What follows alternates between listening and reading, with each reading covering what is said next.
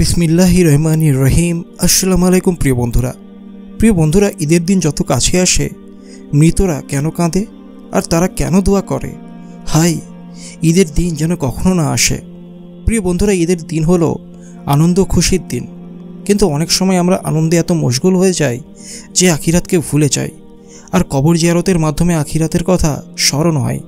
তাই ঈদের দিনে যদি কেউ কবর জিয়ারত করে তাতে কোনো সমস্যা নেই, তবে একে বাধ্যতামূলক বা অত্যাবশ্যক মনে করা ঠিক নয়। যেমন কেউ যদি এই দিনে কবর জিয়ারত না করে তাকে তিরস্কার করা বা ছোট মনে করা উচিত নয়। প্রিয় বন্ধুরা, ঈদ উল ফিতর হলো বছরের দুইবার আসা আনন্দের দিন। প্রথম খুশি হলো রমজানুল মুবারকের পবিত্র মাস এসেছিল, যাতে আল্লাহর রহমত ও নিয়ামত বর্ষিত হয়েছে। আমরা সিয়াম পালন করেছি, রাতগুলো ইবাদতে কাটিয়েছি। এই খুশিতে রমজান শেষে শাওয়ালের প্রথম দিনকে ঈদ উল ফিতর হিসেবে নির্ধারণ করা হয়েছে। রেওয়াতে আছে, ঈদের দিন ফেরেশতারা রাস্তায় দাঁড়িয়ে ঘোষণা দেন, হে মুসলিম সম্প্রদায়, তোমাদের রবের দিকে অগ্রসর হও। তিনি তোমাদেরকে নেক আমলের তৌফিক দিয়েছেন এবং এর বড় প্রতিদান দেবেন। তোমাদেরকে রমজানের রাতে নামাজ পড়ার হুকুম দেওয়া হয়েছিল, তোমরা নামাজ পড়েছ। রোজা রাখার হুকুম দেওয়া হয়েছিল, তোমরা রোজা রেখেছ। তোমরা তোমাদের রবের হুকুম মেনেছ, এখন তার প্রতিদান গ্রহণ করো। ঈদের নামাজ শেষ হলে ফেরেশতারা আবার ঘোষণা দেয়, খুশি হও, তোমাদের রব তোমাদের মাগফিরাত করেছেন, এখন আনন্দে ঘরে ফিরে যাও। এই জন্য এই দিনকে ইনাম ও ইকরামের দিন বলা হয়। নবী করিম সাল্লাল্লাহু আলাইহি সাল্লাম যখন মক্কা থেকে হিজরত করে মদিনায় আসেন, তখন মদিনার লোকেরা বছরে দুইটি উৎসব পালন করত। নবীজি সাল্লাল্লাহু আলাইহি সাল্লাম জিজ্ঞাসা করলেন, এটি কি? তারা বলল, ইয়া রাসূলুল্লাহ, জাহিলিয়াতের যুগে আমরা এই দিনগুলোতে আনন্দ করতাম। নবী করিম সাল্লাল্লাহু আলাইহি সাল্লাম বললেন, আল্লাহ তাআলা তোমাদেরকে এর চেয়ে দুটো উত্তম দিন দিয়েছেন, ঈদুল ফিতর ও ঈদুল আজহা। ঈদের দিন 2 রাকাত নামাজ ওয়াজিব। যাদের উপর জুমার নামাজ ফরজ তাদের উপর ঈদের নামাজও ওয়াজিব। তবে ঈদের নামাজের খুতবা নামাজের পরে পড়া হয়, যা সুন্নতে মুআক্কাদা। ঈদের নামাজে আজান বা ইকামত নেই, বরং সূর্যোদয়ের পর সবাই একত্রিত হয়ে নামাজ আদায় করে। প্রতি রাকাতে 3টি অতিরিক্ত তাকবীর বলা ওয়াজিব। কিন্তু প্রশ্ন হলো, ঈদ জীবিতদের জন্য আনন্দের দিন হলেও মৃতরা কেন বলে, হাই, ঈদ যেন না আসে? প্রিয় বন্ধুরা, কিছু মৃত ব্যক্তি ঈদ আসার কারণে খুব কষ্ট পায়।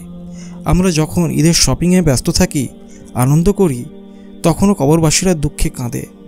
রাসূলুল্লাহ সাল্লাল্লাহু আলাইহি সাল্লাম বলেছেন, যে ব্যক্তি রমজান মাসে ইন্তেকাল করে তার উপর আযাব দেওয়া হয় না এবং কবরে তার জিজ্ঞাসাবাদও হয় না, তা সে যত বড় গুনাহগারই হোক না কেন। রমজানের বরকতে কবরে জাহান্নামের দরজা বন্ধ থাকে, আযাব স্থগিত থাকে। কিন্তু রমজানের শেষে ঈদ আসার সাথে সাথেই আযাব পুনরায় শুরু হয়। কিছু মৃত ব্যক্তি যারা মুসলিম কিন্তু গুনাহগার, তাদের উপর আযাব দেওয়া হয়। তবে আল্লাহ চাইলে তাদের ক্ষমাও করতে পারেন। কিন্তু যারা কাফির বা মুশরিক, তাদের উপর ঈদের দিনেই আযাব চালু হয়ে যায়। রমজান শেষ হওয়ার সাথে সাথে শয়তানকে ছেড়ে দেওয়া হয়, রহমতের দরজা বন্ধ হয়, জাহান্নামের দরজা খুলে দেওয়া হয়, জান্নাতের দরজা বন্ধ করে দেওয়া হয়। এই সব কিছু জানার পর কবরবাসীরা ভাবে, রমজান চলে গেছে, ঈদ আসার পর আবার আমাদের উপর আযাব শুরু হবে, তাই তারা কাঁদে। প্রিয় বন্ধুরা, রমজানের শেষ দশকে আমরা যেভাবে মাগফিরাতের দোয়া করি, তেমনি আমাদের উচিত নিজের মৃতদের জন্য ইসলে সোয়াব করা, সমস্ত মুমিন মুমিনাত মুসলিমাতের জন্য দোয়া করা, তাদের রহমত ও মাগফিরাত কামনা করা। আল্লাহ আমাদের সবাইকে ঈদের প্রকৃত বারাকাত দান করুক, আমিন। বন্ধুরা, যদি আমরা ভিডিওটিকে একটু অ্যানালাইসিস করি, তাহলে প্রথম পয়েন্টে আমরা জানব ঈদের দিন মৃতদের দুঃখের কারণ। আমাদের দৃষ্টিতে ঈদ আনন্দের দিন হলেও কিছু মৃত ব্যক্তির জন্য এটা দুঃখের কারণ। রমজানের সময় আল্লাহর বিশেষ রহমত নাজির হয়, যা কবরে থাকা গুনাহগারদের আযাব থেকে রক্ষা করে। রমজান শেষে যখন ঈদ আসে, তখন রমজানের বরকত শেষ হয়ে যায় এবং তাদের আযাব পুনরায় শুরু হয়। তাই তারা আফসোস করে ও দুঃখ প্রকাশ করে, হাই, ঈদের দিন যেন কখনো না আসে। এরপরে হচ্ছে রমজান মাসে কবরে আযাব বন্ধ থাকার কারণ। রাসূলুল্লাহ সাল্লাল্লাহু আলাইহি সাল্লাম বলেছেন, যে ব্যক্তি রমজান মাসে ইন্তেকাল করে তার উপর আযাব দেওয়া হয় না এবং কবরে তার জিজ্ঞাসাবাদও হয় না। রমজানের সময় জাহান্নামের দরজা বন্ধ থাকে, জান্নাতের দরজা খোলা হয়, শয়তানদের বন্দী করা হয়, আল্লাহর অসীম রহমত নেমে আসে। তাই রমজান মাসে কবরে আযাব সাময়িকভাবে বন্ধ থাকে। এরপরে হচ্ছে ঈদের দিন কি হয় যা মৃতদের কষ্ট দেয়। রমজান শেষ হয়ে গেলে বিশেষ বরকতও শেষ হয়ে যায়। ঈদের দিন শয়তানদের মুক্তি দেওয়া হয়, রহমতের দরজা বন্ধ হয়ে যায়, জাহান্নামের দরজা খুলে দেওয়া হয়, জান্নাতের দরজা বন্ধ করা হয়। ফলে কবরবাসীদের আযাব পুনরায় শুরু হয় এবং তারা কষ্ট পায়। জীবিতদের উচিত কি করা? যেহেতু আমরা জানি ঈদের দিন কিছু মৃত আত্মা কষ্ট পায়, তাই আমাদের কিছু করণীয় রয়েছে। কবরবাসীদের জন্য দোয়া করা, নিজেদের মৃত আত্মীয় স্বজনদের জন্য ক্ষমা প্রার্থনা করা, সমস্ত মুমিন মুমিনাতের জন্য ইশালের সোয়াব করা, বেশি বেশি কোরআন তেলাওয়াত করে তাদের জন্য দোয়া করা, সাদকা ও দান খায়রাত করা। মৃত আত্মীয়দের নামে সাদকা করা তাদের আযাব কমাতে সহায়ক হতে পারে। হাদিসে আছে মানুষ মারা গেলে তার সব আমল বন্ধ হয়ে যায়, তবে 3টা জিনিস অব্যাহত থাকে।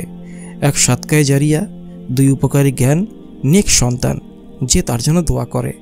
কবর জিয়ারত করা, ঈদের দিনে কবর জিয়ারত করা নিষিদ্ধ নয়, তবে এটাকে ফরজ বা বাধ্যতামূলক মনে করা উচিত নয়। কবর জিয়ারত করলে আখিরাতের কথা স্মরণ হয় এবং মৃত্যুর পরবর্তী জীবন সম্পর্কে সচেতন হওয়া যায়। নিজেদের গুনাহ থেকে বাঁচা, জীবিত অবস্থায় গুনাহ থেকে বেঁচে থাকা উচিত, যাতে মৃত্যুর পর কষ্ট না পেতে হয়। বেশি বেশি তওবা ও ইস্তেগফার করা উচিত, যাতে কবরে আযাব না হয়। ঈদ ও আখিরাতের সম্পর্ক। ঈদ কেবল দুনিয়াবি আনন্দের বিষয় নয়, বরং এর গভীরে আখিরাতের বড় শিক্ষা লুকিয়ে আছে।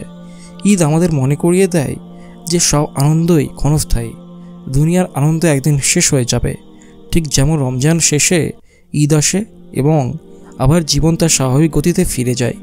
আখিরাতে চিন্তা না করলে ঈদের আনন্দ আমাদের জন্য ক্ষণস্থায়ী হয়ে যাবে।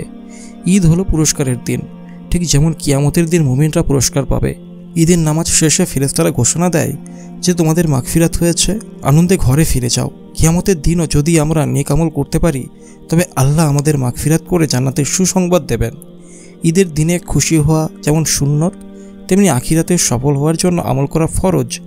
ঈদের খুশি যেন শুধু ভোগবিলাসে সীমাবদ্ধ না থাকে, বরং তা আমাদের আমল ও তাকওয়া বৃদ্ধির জন্য অনুপ্রেরণা হয়ে ওঠে। মৃতদের প্রতি আমাদের দায়িত্ব। ঈদের দিনে আমাদের আনন্দ উপভোগের পাশাপাশি কিছু গুরুত্বপূর্ণ কাজ করা উচিত, যাতে মৃত আত্মারা উপকৃত হয়। কবরবাসীদের জন্য কোরআন তেলাওয়াত করা। হাদিসে আছে যে ব্যক্তি কবরস্থানে গিয়ে সূরা ইয়াসিন তেলাওয়াত করে, আল্লাহ কবরবাসীদের আযাব লাঘব করেন। ঈদের দিনে সময় বের করে কবরবাসীদের জন্য তেলাওয়াত করা তাদের জন্য উপকারী হতে পারে। তাদের জন্য দোয়া ও ইস্তেগফার করা। রাসূলুল্লাহ সাল্লাল্লাহু আলাইহি ওয়াসাল্লাম বলেছেন, মৃতদের জন্য তোমরা দোয়া করো, কারণ তারা তোমাদের দুয়ার মুখাপেক্ষী। ঈদের খুশির সময় আমরা যেন আমাদের প্রিয়জনদের ভুলে না যাই। সাদকা ও দান করা। দান করা শুধু জীবিতদের জন্য নয়, বরং মৃতদের জন্য উপকারী হতে পারে। সাদকায়ে জারিয়া যেমন কূপ খনন, মসজিদ নির্মাণ, কোরআন বিতরণ করলে তার সওয়াব মৃত ব্যক্তির আমলনামায় পৌঁছায়। পরিবারের সদস্যদের সঙ্গে বসে মৃতদের স্মরণ করা। শুধু আনন্দ করলেই চলবে না, বরং পরিবারের সবাই একসঙ্গে বসে দাদু নানু বা অন্য মৃত আত্মীয়দের কথা স্মরণ করা উচিত। এতে করে ছোটরাও শিখে যে জীবনের শেষ গন্তব্য মৃত্যু এবং আখিরাতের জন্য প্রস্তুত নেওয়া জরুরি। আল্লাহ যেন আমাদের সবাইকে ঈদের প্রকৃত বারাকাত দান করেন, আমিন। তো বন্ধুরা, আপনারা খুব ভালোভাবে ঈদ কাটান। দেখা হবে আবার পরের ভিডিওতে। আসসালামু আলাইকুম।